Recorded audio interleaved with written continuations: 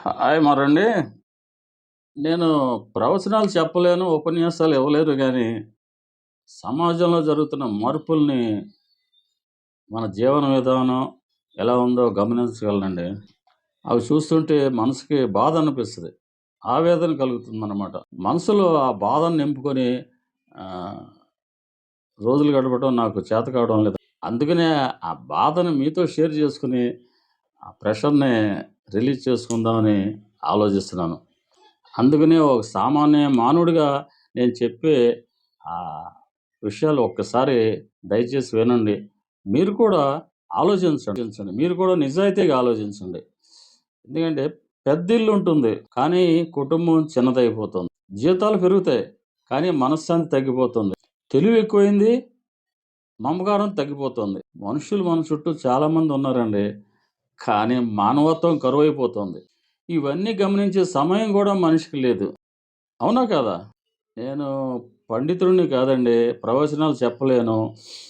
ఏదో తేనెలొలికే తెలుగంటారు చూస్తే అలాంటి సామాన్య భాషలో నేను పామరుడికి కూడా అర్థమయ్యే భాషలో నేను చెప్పగలను. దయచేసి సమయం ఉంటే వీడియో చూసి నా మాటలు ఆలకించండి. డబ్బు కోసం పరుగులు పెడుతున్నాం. పదవుల కోసం పోటీ పడుతున్నాం. కానీ మనిషిగా ఉండటం మర్చిపోతున్నాం. మనకు కావాల్సింది పెద్దిల్లు కాదండి. గుండెల్లో కొంత చోటు. ఎక్కువ జీతాలు కాదు. కాస్త మనశ్శాంతి. కొంచెం మనశ్శాంతి. తెలివి కాదండోయ్! తెలివి ఉండొచ్చు. కానీ మమకారం కావాలి. అది చాలా ముఖ్యం. కేవలం మనుషులు మన చుట్టూ ఉంటే చాలదు. మానవత్వం ఉండాలి. అవునా కాదా? ఇవన్నీ పూర్వం రోజుల్లాగా ఇవన్నీ తిరిగొస్తే మనం పాటిస్తేనే ఈ సమాజానికి, మన జీవితానికి ఒక అర్థం ఉంటుందండి. అవునా కాదా? ఒక్కసారి ఆలోచించండి. ఎందుకంటే మనం మారితేనే సమాజం మారుతుందండి. సమాజం అంటే ఎవరండి? నేను, మీరు మనందరం కలిస్తేనే కదా సమాజం అవుతుంది. అందుకే మనం మారితేనే సమాజం మారుతుంది. అవునా కాదా?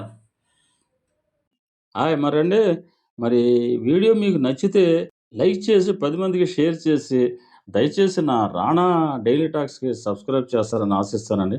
మీరు సబ్స్క్రైబ్ చేసి షేర్ చేస్తేనే కదా 10 మందికి తెలిసి అవగాహన వస్తుంది.